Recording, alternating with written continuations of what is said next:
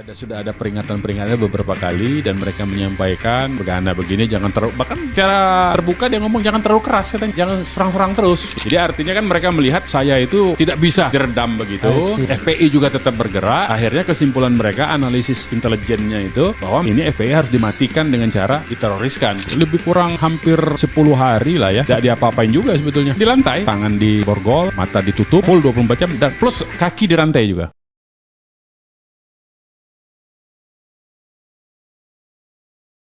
Assalamualaikum warahmatullahi wabarakatuh. Sobat RH sekalian, jumpa lagi kita di channel yang keren ini. Keren jadas.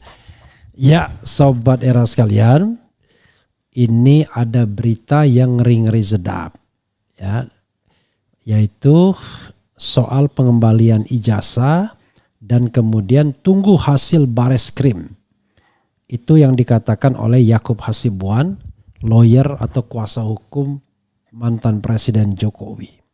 Kelihatan betul ya, yakin betul kalau akan dinyatakan asli. Coba kita bacakan sebentar, nanti kita akan hubungi Pak Taufik ya, ahli pidana. Coba kita hubungin beliau sambil membaca ini. Pengacara tunggu penyidik umumkan. Oke, sudah tersambung sama. Assalamualaikum Bapak Bro Taufik. Assalamualaikum warahmatullahi wabarakatuh. Gimana guys? Saya kan mengawali guys. Biasa guys. Guys gimana guys? Kabarnya guys? Sehat-sehat ini. Teman-teman bisa itu kalau manggil juga guys. Pak Dikan guys, gimana guys? Sudah damai guys dengan Pak Mahfud guys? Oke. Mahfud besok datangi ke ruangannya. Oke, saya bacakan dulu satu berita nanti ya. Ini pengacara tunggu penyidik umumkan hasil lapor ijazah Jokowi ke publik.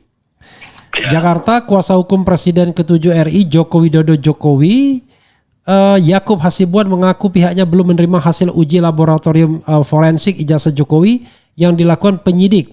Dia menyebut akan menunggu hasil resmi dari penyidik. Ini sudah penyidik ya, Bareskrim Polri. Jadi kami masih menunggu juga hasil rilis resmi dari Bareskrim atas pengecekan ijazah Pak Jokowi. Kata Yakub setelah mendampingi Jokowi memenuhi panggilan klarifikasi penyidik di Bareskrim Polri Jakarta Selatan. Jokowi telah menyerahkan ijazahnya kepada penyidik Bareskrim Polri pada Jumat. Ijazah itu dibawakan langsung oleh adik ipar dan ajudan Jokowi Wahyudi Andrianto. Ada 2 ijazah yang diserahkan, yakni ijazah SMAN 6 Solo dan ijazah dari Fakultas Kehutanan Universitas Gadjah Mada. Kedua ijazah itu telah dikembalikan kepada Jokowi. Tadi yang Pak Jokowi pegang itu adalah ijazah asli yang sudah dikembalikan lagi. Kemarin kan kita serahkan untuk diperiksa hari ini karena Pak Jokowi diminta keterangannya sekaligus serah terima balik ke Pak Jokowi, jelas Yakub ya. Yakub mengatakan uji laboratorium forensik sudah dilakukan penyidik, hanya hasilnya belum diumumkan. Dia berharap hasil tersebut diumumkan secara langsung oleh penyidik. Kita masih menunggu, tapi kalau logika saya karena sudah dikembalikan ya mungkin artinya sudah selesai pemeriksaan puslavornya, ucap Yakub. Jadi ya harapan kami agak segera mungkin dari pihak mungkin dari pihak penyelidik bisa memberikan keterangan mengenai hasil itu, tapi kami tentunya menghormati dan kami menunggu imbuh dia. Di sisi lain Jokowi menyatakan siap membuka ijazah aslinya jika diminta oleh pengadilan. Hal ini disampaikan Jokowi setelah dimintai keterangan oleh Bareskrim. Ijazah nanti akan kami buka pada saat diminta oleh pengadilan oleh hakim, ujar Jokowi menjawab wartawan sambil tersenyum sambil cengengesan sambil ketawa ya. Jokowi mengaku sedih atas jika proses hukum atas tuduhan ijazah palsu terus berlanjut. Jokowi mengaku kasihan kepada para terlapor, luar biasa ya. Meski demikian, Jokowi menyebut tuduhan ijazah palsu sudah keterlaluan. Jokowi menyerahkan proses selanjutnya sesuai hukum yang berlaku. Saya itu sebetulnya sedih kalau proses hukum mengenai ijazah ini maju lagi ke tahapan berikutnya. Saya kasihan, tapi ini kan sudah keterlaluan, kata Jokowi. Pak Taufik, apakah Anda mendengar saya bro? Guys? Saya mendengar sekali ini. Oke. Terang. Nah, pertanyaan saya adalah ya, sebelum sampai pada skenario yang saya pernah sebutkan ya, yaitu di Solo di NO, Bareskrim menyatakan bahwa ijazah identik atau original atau asli, kemudian pencemaran nama baik atau fitnah dilanjutkan. Saya ingin tanya, ini untuk klarifikasi saja. Ini tadi menyebut penyidik beritanya, lalu penyelidik. Yang benar penyidik atau penyelidik sekarang ini? Saya 100% mengatakan itu penyelidik, belum penyidik. Kalau sudah naik penyidik, pasti diterbitkan yang namanya SPDP, pasti ada pemberitahuan baik kepada pelapor maupun terlapor. Jadi tolong disampaikan kepada anaknya Pak Oto Hasibuan, Yakub itu suruh belajar dulu membedakan pemahaman tentang penyelidik dan penyidik. Jadi nggak bisa sekonyong-konyong tiba-tiba dari penyelidikan terus penyidik. Oleh karenanya, kenapa? Karena setiap tingkatan perkara dari penyelidik ke penyidik itu harus lewat yang namanya gelar perkara. Jadi saya meyakini sekalipun Pusat Laboratorium Forensik Mabes Polri itu mengatakan itu sah, tetapi saya yakin nanti akan ada yang perkara dari adanya apa? Adanya gelar perkara ya? Ya, harus lewat gelar perkara. Jadi peristiwa nanti perubahan dari lidik ke sidik itu akan melewati yang namanya gelar perkara. Setelah nanti gelar perkara juga akan muncul gelar perkara di perkara penyidikan. Ini ada ditangkap atau ditahan atau tidak, begitu. Jadi tolong ya konsisten. Ini baru tahap penyelidikan sehingga tidak bisa dikatakan penyidik, tapi penyelidik. Ya, bedo. Oke. Nah, sekarang ini soal kelaziman ya. Ijazah dikembalikan. Apakah mungkin memang sudah selesai puslafornya atau nggak ngerti apa yang bisa disampaikan oleh Pak Taufik ini? Oke, kenapa saya sering diminta sebagai ahli di dalam perkara pidana, hanya di perkara Pak Jokowi dan perkara yang lain saya hadir sebagai pengacara. Saya luruskan. Pertama, penyelidik dan penyidik itu memiliki konsekuensi yang berbeda. Bedanya apa? Di dalam perkara yang tarafnya penyelidikan, surat yang disampaikan namanya undangan klarifikasi, dan itu tidak memiliki konsekuensi hukum. Seseorang datang atau tidak datang itu tidak masalah ya.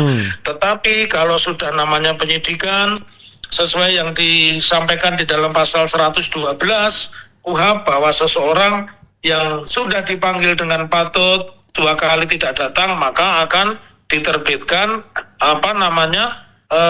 penjemputan secara paksa. Jadi ini berbeda. Nah, kalau yang penyelidikan tidak memiliki konsekuensi hukum, seseorang datang atau enggak itu tidak memiliki. Cuman sebenarnya ada skenario yang pengacara ketika sudah piawai, dia cenderung akan memanage untuk penyelidikan itu kliennya apabila terlapor tidak segera dihadirkan karena nggak punya konsekuensi begitu loh. Ya, tapi sepertinya ini saya nggak ngerti dalam rangka apa kok pengacara ketika penyelidikan sudah dilengkapi begitu. Kalau kami nggak, teorinya pidana nggak seperti itu. Jadi bedanya di situ, Bang Refli. Kemudian yang kedua saya ingin sampaikan, ada tadi satu pertanyaan bagus yang dilontarkan kepada saya, bagaimana pendapat Anda kaitannya dengan proses penyelidikan ini ya. Ijazahnya itu kenapa diserahkan kemudian kok diambil kembali. Nah, ini saya sampaikan ya, di peraturan Kapolri nomor 6 tahun 2019 ya. Begitu juga di Kitab Undang-Undang Hukum Acara Pidana, khususnya pasal 184 ya, dan juga di pasal 185 ayat 1 KUHP Kitab Undang-Undang Hukum Acara Pidana, tegas saya mengatakan itu, Bang Refli, itu tidak lazim. Karena apa? Karena begini, orang harus paham posisi Pak Jokowi hari ini menyandang 2 posisi sekaligus. 9 Desember dia posisinya terlapor ya, dan perkaranya sepertinya lama banget, kayaknya lewat jalan tol, tapi jalan tolnya perbaikan terus, jadi nggak sampai begitu. Bahkan ya. Loketnya belum dibuka mungkin ya Pak ya? Ya, loketnya belum dibuka. Sementara Pak Jokowi yang membuat laporan pada tanggal 30 April bersamaan sidang perdana perkara nomor 99 PDTG PN Seka atau Surakarta itu sepertinya lewat jalan tol begitu. Nah, saya mengatakan skenario kalau seseorang sebagai pelapor atau terlapor itu ada dua yang dikenal di dalam KUHP. Satu, kalau orang itu tidak mau sukarela menyerahkan barang atau benda, baik benda itu yang dipakai melakukan kejahatan atau benda itu hasil kejahatan. Kalau korupsi itu kan hasil kejahatan, uangnya disita, mobilnya disita. Tapi kalau pemalsuan ijazah ini kan benda yang dipakai menggunakan melakukan kejahatan. Maka skenario-nya ada dua. Satu, diserahkan dengan sukarela, maka akan diterbitkan yang namanya berita acara penyerahan barang bukti. Kalau ternyata polisi meyakini bahwa barang itu sudah layak dijadikan alat bukti, ya, dari barang bukti menjadi alat bukti, maka polisi akan melakukan berita acara penyerahan barang bukti. Tapi ada juga kalau di dalam proses penyelidikan, ya, saya koreksi bukan penyidikan, penyelidikan itu yang terjadi adalah penitipan barang bukti. Nah, ini ketiga-tiganya tidak pernah diperlihatkan kepada masyarakat. Tahu-tahu masyarakat diberitahu bahwa yang disampaikan kepada Mabes Polri, Bareskrim itu adalah asli dan tidak lazim, ya.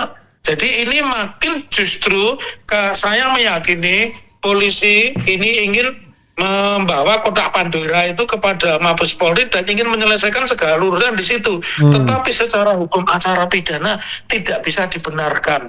1000 kali saya mengatakan, 1000 kali misalkan Kabar Reskrim atau Kepala Pusat Laboratorium Forensik Mabes Polri menyatakan dan meyakini bahwa ijazah Pak Jokowi itu asli sepanjang tidak pernah dibawa ke persidangan sebagaimana dalam KUH Perdata itu pasal 1877 KUH Perdata atau 290 RBG atau di dalam perkara pidana itu adalah pasal 185 ayat 1 yang mengatakan bukti yang paling kuat itu adalah bukti yang disampaikan di depan persidangan. Jadi sehebat apapun, apakah itu berita acaranya 22 pertanyaan diselesaikan 1 jam atau berita acara 64 pertanyaan diselesaikan 10 jam, sepanjang di situ menyangkut barang bukti yang kemudian itu menjadi alat bukti. Jadi barang bukti itu bisa untuk dipakai kejahatan, bisa dari hasil kejahatan. Kalau alat bukti itu yang mendukung terjadinya kejahatan untuk bisa dipakai menghukum pidana di situ, ya. Jadi alat bukti itu benda yang dipakai untuk membuktikan kesalahan seseorang. Oke. Nah, jadi dari penjelasan saya itu, saya yakin seyakin-yakinnya itu kalau kita pendekatannya hukum publik itu salah, manajemen penyidikannya salah.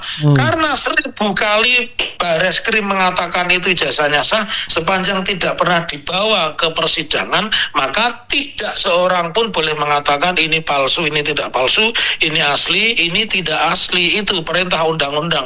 Kalau kita bicara perintah undang-undang, kita harus juga menghormati pasal 1 ayat 1 KUH Pidana maupun pasal 2 ayat 1 Undang-Undang nomor 1 tahun 2003 juga KUH Pidana, tapi KUH Pidana Republik atau versi baru. Nah, kenapa itu diletakkan di bagian depan? Karena disitulah penghargaan terhadap harkat martabat manusia. Jadi tak seorang pun boleh dipenjara, boleh dipidana kecuali telah tersedianya peraturan terlebih dahulu. Nah, kalau itu sudah dilanggar, apa gunanya pengadilan? Apa gunanya sekolah hukum? Ya, jadi menurut saya inilah pengkhianatan terbesar. Dan kemarin saya mengatakan 70% saya tidak percaya, sekarang saya mengatakan 80% saya tidak percaya kalau mekanisme pembuktiannya dikanalisasi hanya berada di wilayah Laboratorium Forensik Mabes Polri atau hanya ada di Bareskrim. Begitu Bang Refli, saya semangat dan saya tidak akan marah-marah sebagaimana kepada Prof. Mahfud MD gitu. Karena ini penting saya bertanya kembali, ya. Berarti kalau kemudian ini kan dalam proses penyelidikan. Yes. Ya, apakah kemudian dalam proses penyelidikan itu memang bisa ditunggu statement dari Puslapor atau Bareskrim mengenai asli dan tidak aslinya sebagaimana dikatakan oleh pengacara Yakub tadi? Oh, menurut saya tidak. Maaf, ini bukan tes urin hamil atau tidak hamil. Ini bukan tes antigen ya, bahwa seseorang positif atau negatif terkena virus apa begitu ya. Nah, bukan seperti itu, nggak boleh. Karena laboratorium forensik itu hanya memberikan dukungan bukti itu kepada proses penyidikan. Kalau ini nanti sah dan tidak sah, saya juga akan bertanya, saya akan kirim sepatu Bang Refli, sepatu saya mereknya Beli ini sah atau tidak sah. Saya juga akan sampaikan ke Mabes Polri, boleh dong begitu ya. Jadi bukan mekanisme seperti itu. Itu yang tidak benar. Ini bagian dari yang namanya Integrated Criminal Justice System atau sistem peradilan pidana. Begitu Bang Refli. Artinya tidak boleh ada statement dari Puslapor sebagai satu-satunya cara untuk menghentikan proses ini. Kan begitu? Terkesan kan dia tadi nunggu.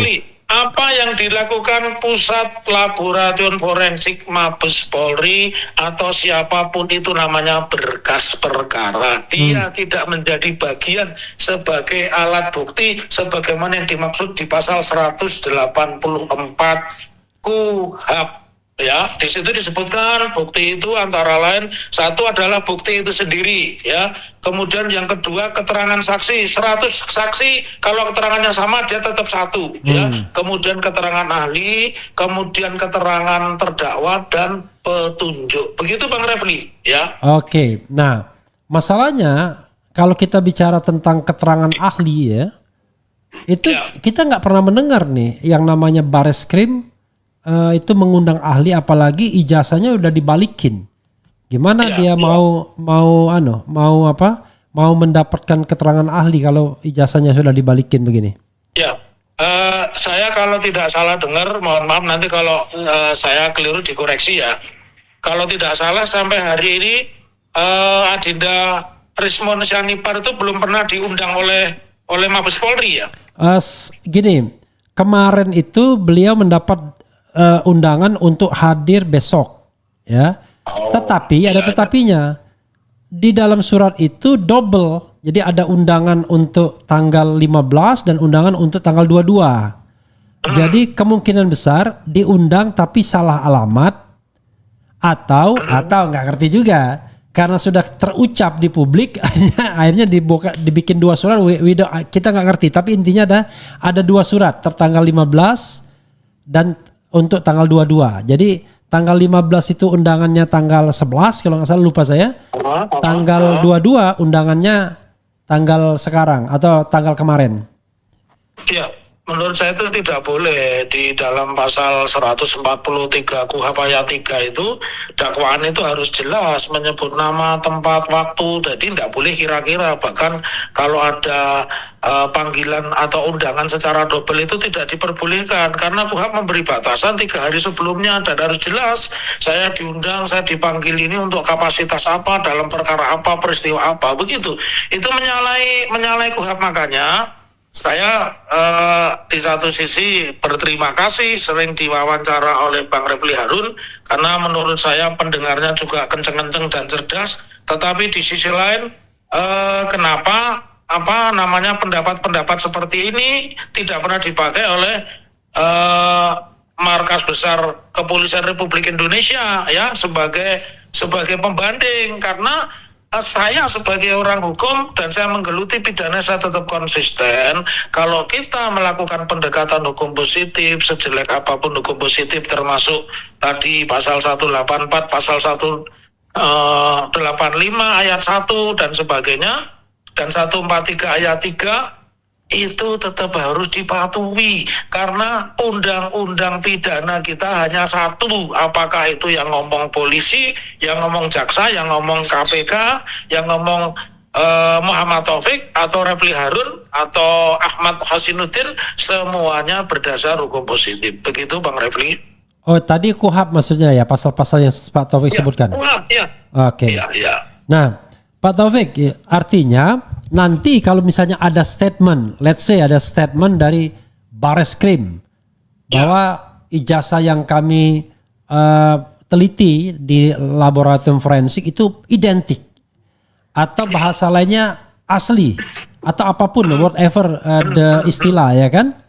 Ya. Itu apakah bisa otomatis menghentikan proses penyelidikan dan sehingga tidak bisa ditingkatkan untuk proses penyidikan dalam hal laporan masyarakat yang sekarang dilidik oleh Bareskrim Mabes Polri? Jawaban saya tegas, saya tidak akan diulang. Ini kan Bang Refli ini pertanyaannya kalau pertanyaan penyidik diulang-ulang. Saya nomor 1 ditanya itu, nomor 24 ditanya itu lagi. Jawaban saya tetap mengacu pada pasal 185 ayat 1 KUHP. Harus disampaikan di depan pengadilan. Karena kalau tidak disampaikan pengadilan, kita akan menghadapi yang namanya street justice, itu yang pertama. Dan yang kedua, kita akan sampai pada satu wilayah di mana kita tidak memiliki kepastian hukum. Jadi kalau kita mau pakai pendekatan kepastian hukum, maka dan ini asas yang tidak dipakai. Sorry, saya lupa. Kalau seseorang membuat laporan pidana, maka asas yang dipakai itu adalah presumption of guilty. Jadi dibuktikan dulu kesalahannya. Itu seperti di dalam satu perumahan ada orang mencuri motor, termonitor dari CCTV satpam atau security, dia diteriaki maling, itu harus dianggap maling sampai kemudian dibawa ke polisian, diperiksa, ternyata dia bukan maling. Jadi seperti itu. Jadi tidak bisa pernyataan Badan Reserse Kriminal atau pernyataan laporan forensik bahwa karena ini jasa asli maka semua perkara berhenti. Kalau seperti itu, untuk apa ada sekolah pengacara? Kalau seperti itu, untuk apa ada pendidikan penyidik? Kalau seperti itu, tentu tidak perlu ada sertifikasi bahwa seseorang ini berkapasitas sebagai ahli seperti Rismond dan sebagainya. Dan itu sangat berbahaya, Bang Refli. Itu di satu sisi menegakkan hukum, tapi di sisi lain itu melanggar hukum. Jadi kembali kepada pemahaman, ketika seseorang diduga melakukan kejahatan, maka yang berlaku asasnya adalah presumption of guilty. Lalu kapan? Kalau presumption of innocent, kalau yang guilty ini sudah dibuktikan di pengadilan, maka presumption of innocent itu tidak berlaku di kantor polisi, tapi berlakunya di depan hakim. Dan inilah kekuatan pembuktian yang paling kuat. Begitu Bang Refli. Oke, Pak Taufik ya. Kenapa saya tanya ini berulang-ulang seperti penyidik atau penyelidik? Karena banyak masyarakat bahkan lawyer sekalipun yang kemudian terpengaruh dengan menunggu statement dari Bareskrim. Jadi seolah-olah statement dari Bareskrim itu bisa menghentikan perkara. Itu yang perlu di Pak Taufik. Oh, salah besar karena mekanisme penyidikannya berbeda. Ya, perkara ini alat buktinya apa? Perkara yang diadukan alat buktinya apa? Perkara yang dilaporkan alat buktinya apa? Begitu Bang Refli. Kalau seperti ini kan seolah-olah seperti kita menunggu hasil pemilihan umum. Otoritas kebenaran hanya ada di Komisi Pemilihan Umum. Pak Taufik, saya tidak saya merasa sekacau-kacaunya ini ya. Ya, Pak Taufik, saya tidak berbeda dengan Anda. Saya minta penegasan mulut dari Pak Taufik agar masyarakat, agar Yakub Hasibuan, agar Husainuddin dan siapapun yang terlibat dalam perkara ini tidak lantas menganggap bahwa Bareskrim itu satu-satunya statement yang akan menentukan. Kan dalam kasus ini kan paling tidak kalau Rismond diperiksa kan Rismond bisa masuk keterangan ahli kan begitu. Ya betul. Kalau kemudian surat Pak Jokowi itu yang diduga Paslu itu kan ada bukti surat kan begitu. Kan artinya sudah memenuhi 2 alat bukti. Atau 3 alat bukti kan begitu maksudnya. Artinya statement Bareskrim itu bukan untuk menghentikan gitu. Dan ini saya berikan satu koreksi lagi. Kenapa saya tegas mengatakan itu bukan alat menghentikan? Bahkan perkara yang sudah diterbitkan surat pemberitahuan penghentian penyidikan sekalipun masih dibuka ruang di pasal 77 sampai 82 dengan apa yang disebut pra-peradilan. Artinya masyarakat masih boleh membuka kembali perkara-perkara itu. Maka ini sekaligus pernyataan saya bahwa kalimat yang menghegemoni, pendapat yang menghegemoni seolah-olah kalau Kabareskrim atau laboratorium forensik menyatakan ini sah dan tidak sah, perkara berhenti. No, bukan seperti itu. Ya, bukan seperti itu. Bisa saja penyelidikannya atau penyidikan dihentikan itu boleh. Tapi berhentinya 3 perkara itu kan karena ada 3 alasan. Berhentinya 3 perkara itu karena 3 alasan. 1, subjek yang menjadi perkara itu sudah meninggal dunia otomatis karena hukum pidana itu kewajiban dan tanggung jawab pidana itu ada pada subjek orang per orang, berarti dia sudah gugur. Yang kedua, pasal yang didakwakan itu sudah dihapus oleh undang-undang. Misalnya dulu yang menimpa Ustadz ABB Abu Bakar Basir, beliau lari ke Malaysia karena menolak asas tunggal. Tetapi ketika pulang tahun 99 sudah ada Partai Rakyat Demokratik, partai yang menganut paham sosialis dan sebagainya, maka pasal itu yang terpenting bahwa peristiwa itu. Sorry, maaf diulangi. Maka pasal itu tidak lagi berlaku ya tadi. Ya, maka pasal itu tidak berlaku. Terus yang ketiga ini yang paling sering dipakai oleh kepolisian bahwa alat buktinya kurang begitu. Berarti alat buktinya kurang itu berarti bukan karena itu tidak kejahatan atau bukan karena itu bukan peristiwa jahat, tetapi karena alat buktinya kurang. Begitu skenarionya Bang Refli ya. Oke. Pertanyaan saya, menurut Anda, sepengamatan Anda, apakah alat buktinya sudah cukup ini untuk meningkatkan kepenyidikan dalam kasus dugaan penggunaan dokumen palsu ini?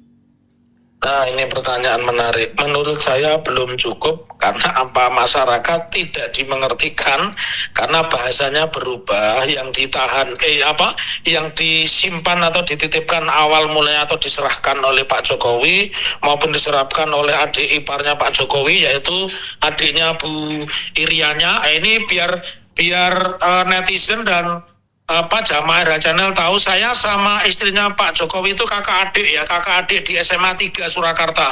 Beliau kakak kelas saya adik kelasnya. Jadi saya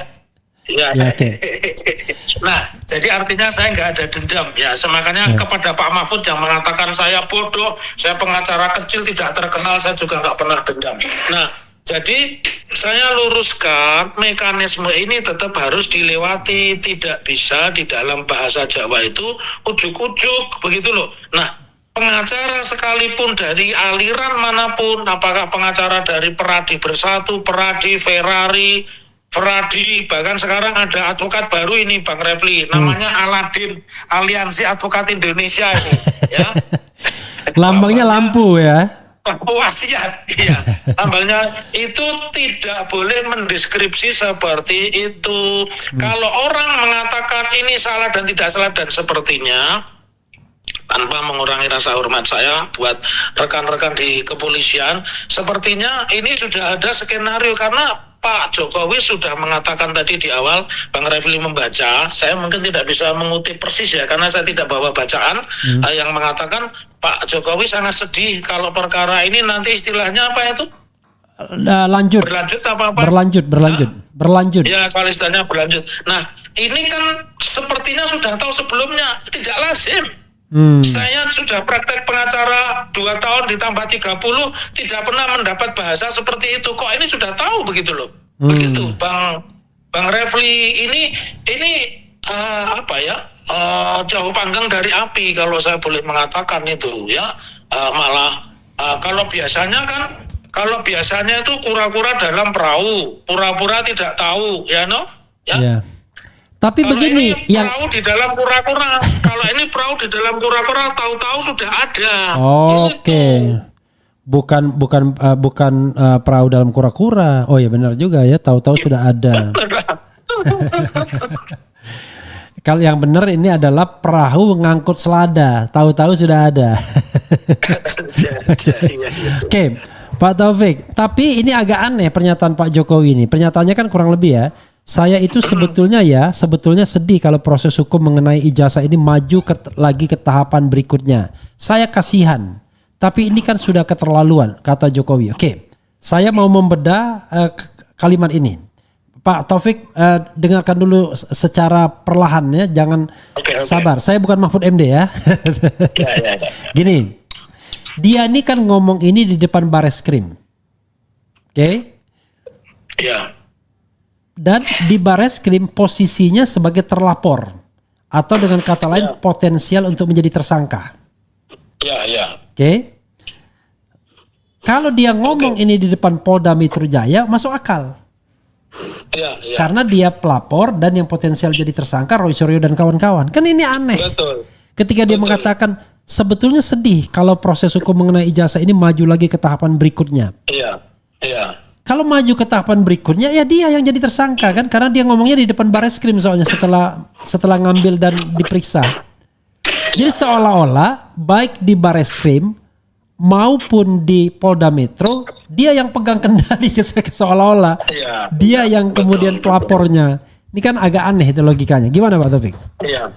Ya sama ya, mengatakan kalau dia di Polda bolehlah, itu masih ada kausalitasnya ya, masih ada relasi sebab akibatnya ya. Tetapi ketika itu di Badan Reserse Reskrim kan menjadi sebuah keanehan begitu loh ya.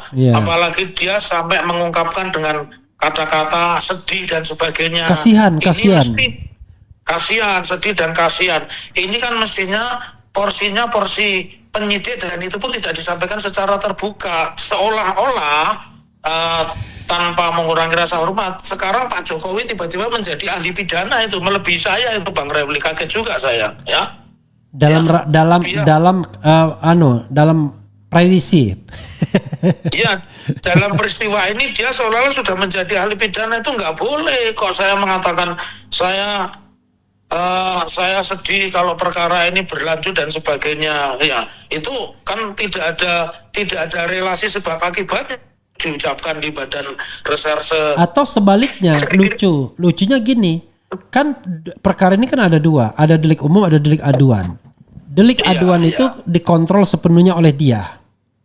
Delik umum kan dia nggak bisa kontrol. Harusnya dia ngomong itu di depan Polda. Saya sedih kalau ini berlanjut, tapi dia udah keterlaluan, karena itu saya terus kan begitu. Tapi begitu dia ngomong di depan Bareskrim ya agak aneh, karena ini kan delik umum yang membuat dia bisa jadi tersangka. Ya gitu. Dan ini saya sampaikan. Atau dia sedih untuk dirinya sendiri mungkin. Ya artinya kalau itu untuk dirinya sendiri, saya sedih kalau perkara berlanjut saya jadi tersangka, masuk akal. Iya, masuk akal. Kita kan bicara logika kan. Iya. Karena pasal yang disangkakan di Bareskrim dengan di Polda Metro itu jauh lebih berat di Bareskrim ya.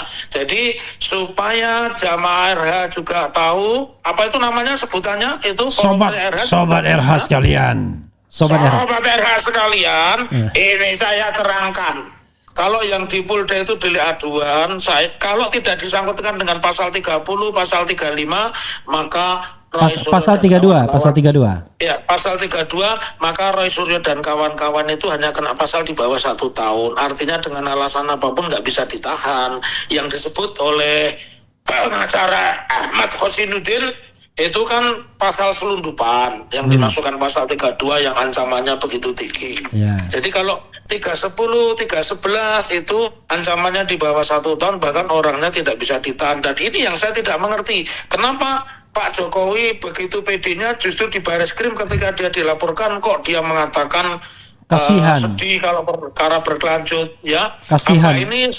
Apa ini salah bisik begitu? Salah bisik saya tidak tahu itu. Kasihan, keterlaluan. Kan dia seolah-olah di depan Polda ini ngomongnya.